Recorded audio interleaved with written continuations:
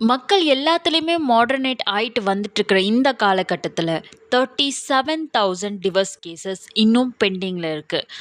ஆனால் இப்போவுமே நம்ம பெண்கள் வந்துட்டு ஒரு டிவர்ஸ் அப்படின்னா அது ஈஸியாக எடுத்துக்கிறது கிடையாது. மற்ற நாட்டுக்குள்ள நடக்கிற மாதிரி மார்னிங் கல்யாணம் நடந்தோடனே ஈவினிங் டைவர்ஸ் பண்ணுற காமனான விஷயமா டைவர்ஸ் எல்லா ஊர்லேயும் இருக்குது. ஆனால் இந்தியாவில் அப்படி கிடையாது. இன்னமும் டிவோர்ஸ்னால் ஒரு சென்டிமெண்டலாக ஒரு ஸ்ட்ராங்கான டிசிஷனாக நம்ம இந்தியாவில் பார்த்துட்ருக்கிற இந்த காலகட்டத்தில் ஃபர்ஸ்ட் டிவோர்ஸ் கேஸ் எப்போ நடந்துச்சு தெரியுமா? 1985. 11 இயர்ஸ் ஆன ருக்மா பாய் ராவுத் அவங்களுக்கும் 19 இயர்ஸ் ஓல்ட் ஆன தாதாஜி பிகாஜி அவங்களுக்கும் ஃபோர்ஸபிளாக ஒரு சைல்டு மேரேஜ் ஆகுது.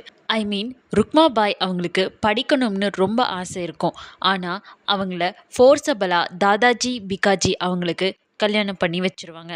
கல்யாணம் பண்ணி வச்சதுக்கு அப்புறமும் அவங்க கூட ஹஸ்பண்ட் கூட இருக்காமல் அவங்களோட பேரண்ட்ஸ் வீட்டுக்கே ரிட்டர்ன் வந்துடுவாங்க. அவங்க ஹஸ்பண்ட் எத்தனை தடவை போய் கூப்பிட்டாலும் அவங்க திரும்பி வரமாட்டாங்க.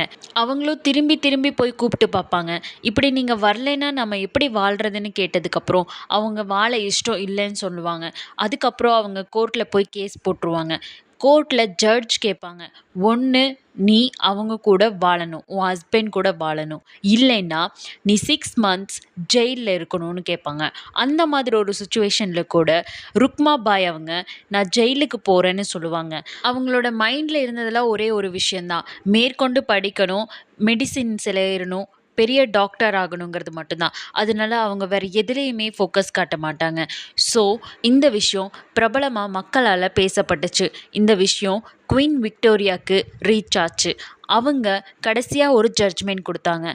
ஸோ சைல்டு மேரேஜாக இருக்குது, அதனால் இந்த டிவோர்ஸ் கேஸ் அக்செப்ட் பண்ணப்படும், அந்த பெண்ணுக்கு டிவோர்ஸ் கொடுக்கப்படும் வித்தவுட் எந்த ஒரு ஜெயிலும் இல்லாமல் அப்படின்னு விக்டோரியா அவங்க கொடுத்துருவாங்க. அது மட்டும் இல்லாமல் சைல்டு மேரேஜ் இனிமேல் பண்ணக்கூடாது அப்படிங்கிறதையும் அவங்க ஜட்ஜ்மெண்ட்டாக கொடுத்துருவாங்க. ஸோ அதுக்கப்புறம் அவங்க மேற்கொண்டு படித்து இந்தியாவோட செகண்ட் லேடி டாக்டராக வருவாங்க. அது மட்டும் இல்லாமல் அவங்க நிறையா ஃபெமினிசம் பற்றி கூட பேசியிருக்காங்க. கேஷுவலாக பேசிடுவோம், ஆனால் இந்த காலத்துலேயே டிவோர்ஸ் வாங்கினா எவ்வளோ பேர் எந்தெந்த மாதிரி பேசுகிறாங்க. ஆனால் அந்த டைம்லேயே அந்த போல்டான டிசிஷனை அவங்க எடுத்து அதுக்கப்புறமும் அவங்க நினச்ச மாதிரி அச்சீவ் பண்ணி காட்டியிருக்காங்க.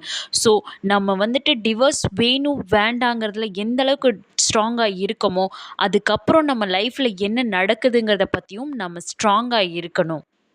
இந்த வீடியோ பிடிச்சிருந்தா லைக், ஷேர், கமெண்ட் பண்ணுங்கள் அண்ட் ப்ளீஸ் சப்ஸ்கிரைப் பண்ணிக்கோங்க.